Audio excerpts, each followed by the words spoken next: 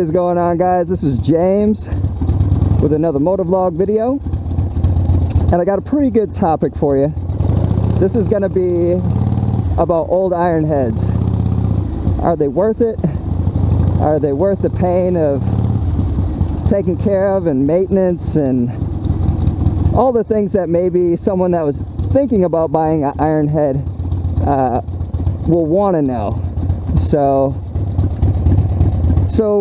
for me, I bought a 1973 Harley Ironhead, and when I got it, it was terrible. Just, the guy didn't take care of it. The spark plugs were completely fouled out. There was next to no oil in it. I was having electrical problems. The generator was not pumping out nearly enough volts to keep this bike going. So I had to rewire the bike. The signals were bad. Oh man, it was a horrific deal. But I know what I'm doing. I'm a motorcycle mechanic, so, you know, but for the average guy, man, they probably would have gave up the first, you know, 3-4 days. Like, I'm just gonna take this to the shop and let them pay, you know, end up paying like, you know, a couple $1,000s to get this guy running right. It took me a while, man. Like, seriously, with like ordering parts and getting everything, you know, back to where it was, and all the research time, man, it took me a good weeks. And I know what the hell I'm doing, but honestly, I had to send out for parts and, you know, shit like that, and plus cleaning up the bike, and I had to rewire it. I had to get the blinkers working, and the tail light wasn't working. So there was a lot of things that I put into it maintenance wise. And I'm not saying all Ironheads are going to be like that, but still, you better know that you're going to be putting in time regularly to keep this guy up and running well.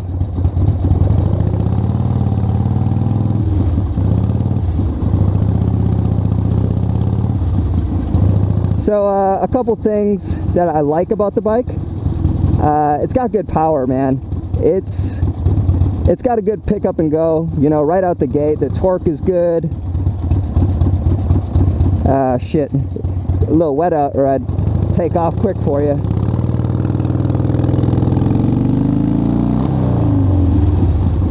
But it's got torque when you need it. Another nice thing too is you're gonna have a ton of power on the freeway, so you're not gonna have to worry about, oh no, you know, am I gonna be able to get in between, you know, the semi and some Fast and Furious wannabe Honda Civic or whatever. You're gonna have more than enough power to get in and do what you need to do. Even at 80 miles per hour, you're still going to have a ton of tug on the engine.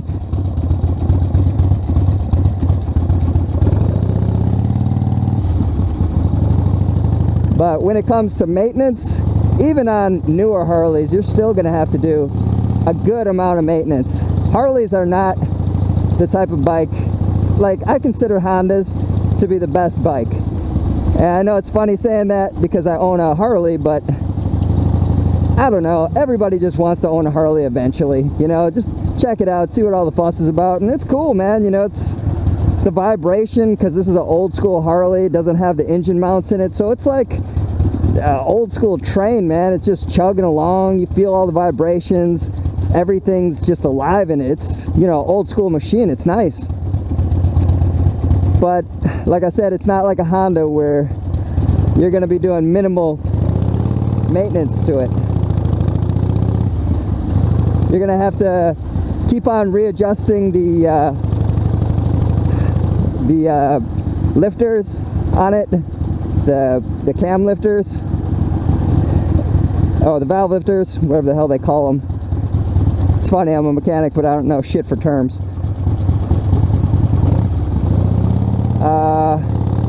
In the old school Ironheads, they had the points electrical system, which actually this guy got upgraded to the electrical, to the actual, just like the transistors, just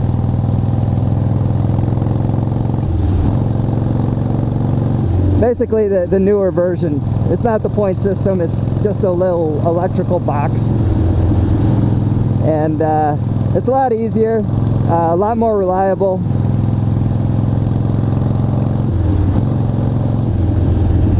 If I I can get over here.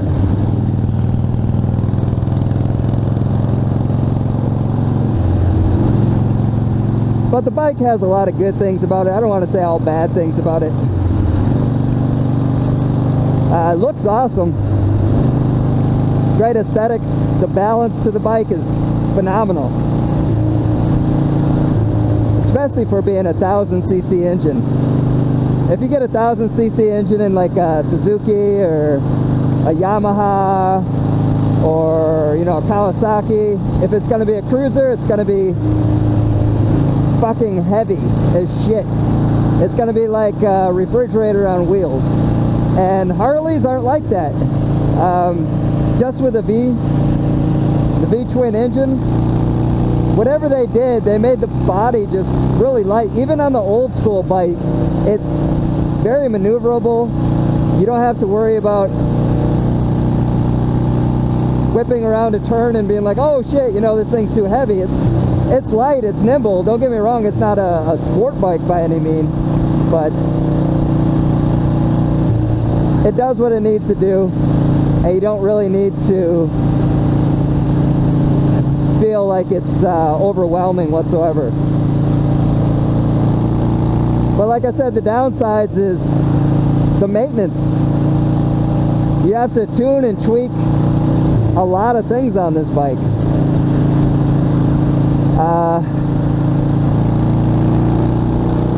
The brakes are decent. They're not great. They're nothing compared to new bikes. You know, new bikes you can stop on a dime. Trying to think of other things that a new Ironhead owner... Oh, every Ironhead leaks, man. It's just how bad does it leak. I usually get about 2, 3, maybe 4 drops a day that I'm leaking out of the Ironhead. So I expect to put oil in every, I don't know, 7, 8 rides, something like that. Nothing major or anything like that. You know, it's not going to wreck your driveway with the amount of oil that it spills. Some Ironheads might, but not mine. Basically because I took care of most of the oil leaks. Another thing about this bike is it has a chain oiler. So if that is not adjusted properly, you will get a ton of oil squirting out onto your chain, and your chain will just flip it onto everything. So it's a good idea to just, when you get your new Ironhead, check everything, the chain, the sprockets, check the battery, check the electrical system, check the turn signals, brake signals, check the compression for sure, because you never know how bad these bikes are.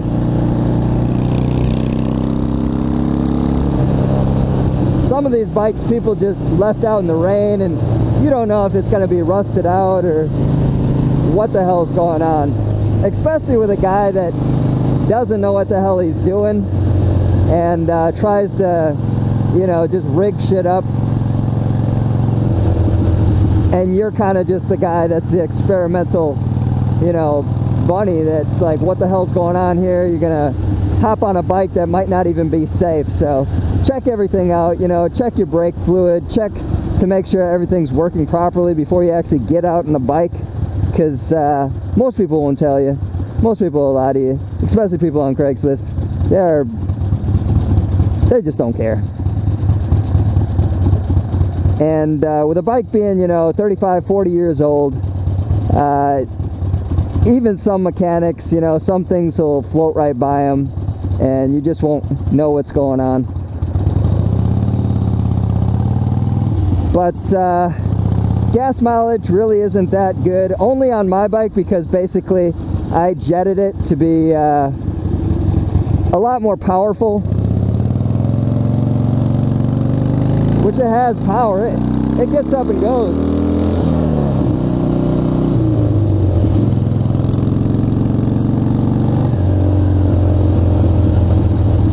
And compared to other bikes, I actually checked out the new Ironhead, and I was thinking like, hey, maybe this guy will be like way more reliable. But off the shelf I saw Ironhead 883, new one, leaking right on the showroom floor. And I'm like, son of a bitch, really? You know, you think they would fix the oil leaks after a while. I know the engines on Harleys have a ton of pressure behind them, and I don't get why they can't fix that. I think that's a ridiculous problem that shouldn't even be happening. But that's Harley. Harley's more about show. The performance is pretty decent, don't get me wrong. It's not a bad bike. It's just, don't expect that you're going to be paying extra money for a Harley and not have to do maintenance. Every bike you're going to have to do maintenance on.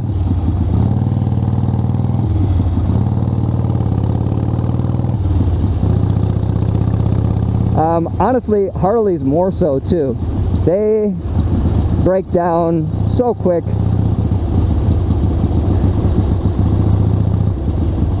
And honestly, I'm the type of guy that only takes care of bikes for, well, I always take care of bikes, but I'm the type of guy that I like different bikes, so I switch, you know, most of my bikes out. The last like 2 years I had like eight or 9 bikes, so I usually just ride them for a while, you know, fix them up real nice, make a small little profit, and I enjoy the different, you know, types of bikes. But when it comes down to it, the average guy, they're probably not gonna want to keep on spending money, you know, on a Harley that needs a bunch of maintenance. You're seriously gonna have to be adjusting things all of the time. And it just depends on if, you know, you're willing to do that. If you're willing to do that, you know, the bike will run fine, you know. Parts are, I have to say, are a little bit more expensive for Harley, for sure. Harley Ironhead parts, like I said, it took me a couple weeks just to find, you know, some parts that I was looking for. One of the foot pegs was kind of off kilter, was a little bent to the side. I don't know if the guy dropped the bike or whatnot, but you know, I ended up getting an aftermarket one because I couldn't find any OEM original stuff that was going on. But when it comes down to original parts, it might take you weeks to actually find old Ironhead parts. You can buy them, I want to say like the new versions of them, but you're going to pay up the ass for that, and I'm not rich, so I'm not willing to pay all that money just to say I have an OEM part. Granted, on a lot of the electronics, I want to go OEM because that's the way the bike was meant to work on. You know, you're going to get aftermarket parts that will come from some Chinese factory, and it may or may not work. So I always say go OEM on everything that you buy electronically. Everything else, really not that big of a deal. It's just going to be aesthetics.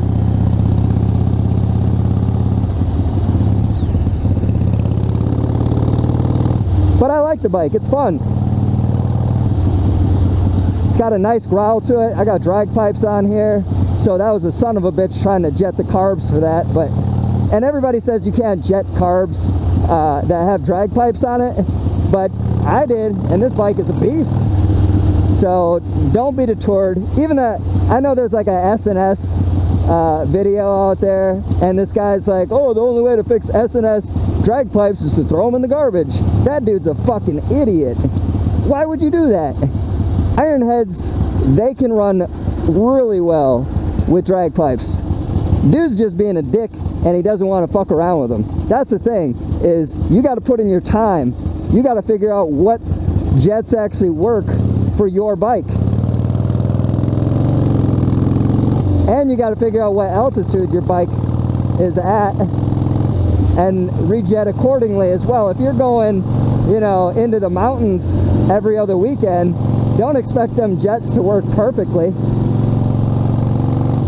You're gonna have to readjust, do what you can to get your bike where it needs to be, and it's not gonna be an easy task whatsoever.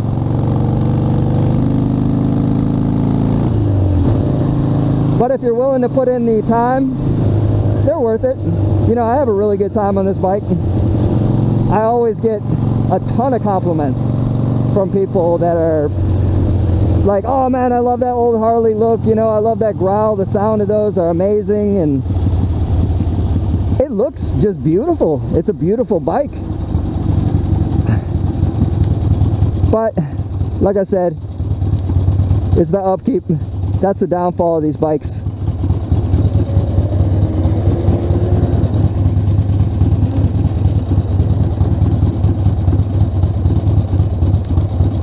But I think my next bike is going to be maybe a Ducati or some Italian bike. I don't know, I'm not sure. But I definitely want to check out some more bikes, you know. I had the vintage Harley, kind of got that out of my system, and now I'm ready for something new.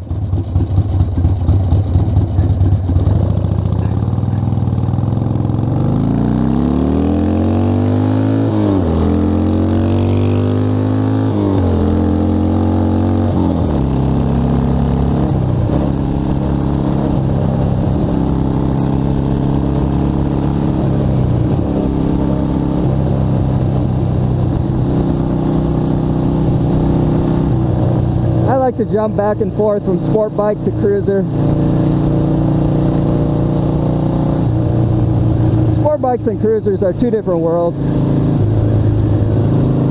Sport bikes are super agile, super nimble. Taking corners are just so much better on a sport bike. And the power is amazing on sport bikes. They usually have lighter frames. You can whip them around easier. Cruisers are nice because you can lean back and drive all day. On a sport bike, after about an hour, your back starts to hurt. On a cruiser, not so much. Yeah, you'll get tired eventually, but if you want to go on a long cruise, go to Sturgis, go, you know, up and down the East Coast, up and down the West Coast, go through the mountains, you want to definitely have a cruiser. You're just gonna, it's gonna be more enjoyable.